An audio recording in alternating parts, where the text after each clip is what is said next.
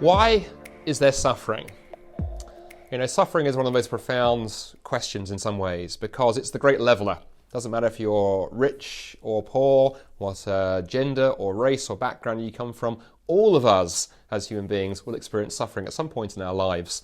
And, as I record this video, this is a very personal question as well as an academic one in some ways, because just a few days before I recorded this, a very close friend of ours back in Canada, where I used to live, suddenly dropped dead very, very suddenly. And came as a huge shock to myself and my wife and those who were friends of him. And so bereavement, raises that kind of question. Equally, as I record this, we're living during the time of coronavirus. Maybe watching this, you have been personally affected by that. Maybe you have had friends or family members or colleagues who have been badly affected. Maybe you've lost somebody due to the virus.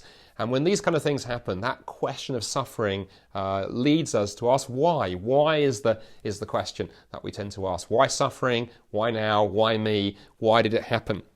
But what's interesting is the moment we ask the question why about suffering, we need to think about which worldview, which belief system we're asking that question within. Because there's only certain worldviews that the question why makes sense in.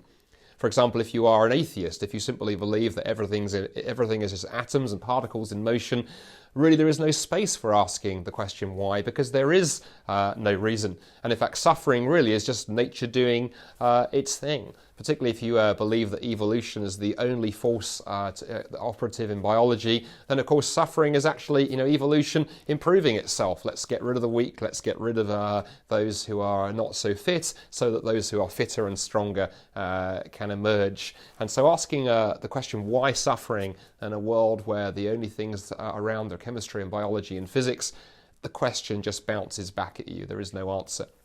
Then you might ask the question why in the context of Eastern worldviews. Many Eastern religions try and answer the suffering question in terms of karma.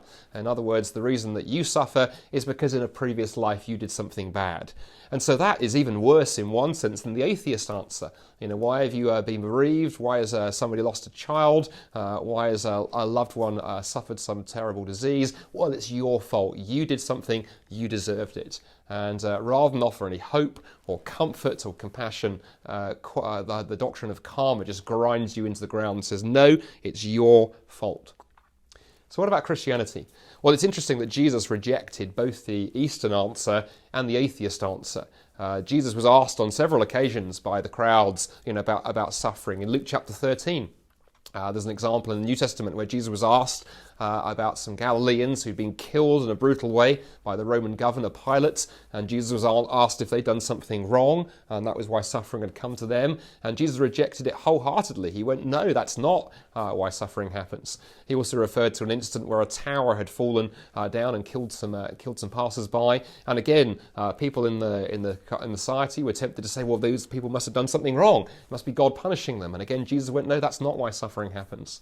And the Bible also rejects the atheist answer. It says, no, we don't just live in a world in which atoms and particles are the only reality, but we live in a world with a God behind it. But why is there suffering? Well, if you go back to the very beginning of the Bible, and the first book of the Bible, Genesis, and the third chapter of that important book of the Bible, we read how right at the beginning of history, our first human parents who were living in this close relationship with God chose to turn their back on God, to reject God, and to go their own way. And since that time, as each of us have made the same mistake and repeated it down through history, not merely has a fracture appeared in our relationship with God, but actually the Bible says it's more dramatic than that. Not merely is our relationship with God gone wrong, because of that, our relationships with each other and our relationship with the natural world, with creation, has gone wrong as well. And in fact, the whole of reality, the whole of creation is broken and damaged by what the Bible calls sin. And when we ask why, we're recognizing that. We're recognizing that the world is not functioning the way that it should be.